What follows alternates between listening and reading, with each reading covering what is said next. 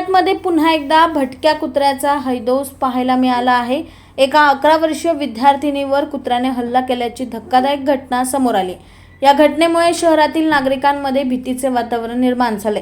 ही घटना अंबरनाथमधील वांद्रापाडा परिसरात सोमवारी दुपारी 3:30 वाजण्याच्या सुमारास घडली. वंशिका नगर येथे 11 वर्षीय विद्यार्थिनी आपल्या 7 वर्षाच्या लहान भावाला शाळेतून घरी आणत असताना अचानक एका भटक्या कुत्र्याने तिच्यावर झडप घातली. भावाचे रक्षण करण्यासाठी वंशिकाने स्वतःला कुत्र्यासमोर झोकून दिलं. मात्र या हल्ल्यात तिच्या हाताला गंभीर दुखापत झाली असून हाताचे मांस सोलले गेल्याची माहिती समोर आली.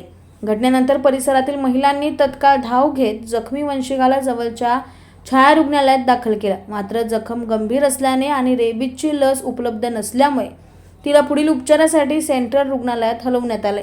दरम्यान मंगळवारी सकाळी स्थानिकांनी डॉक्टरांशी संपर्क साधत तातडीने उपचार सुरू करण्याची विनंती केली. वंशिका ही बेथेल इंग्लिश स्कूलची विद्यार्थिनी असून आज तिची परीक्षा असतानाही ती जखमी असल्याने परीक्षेला बसू शकली नाही.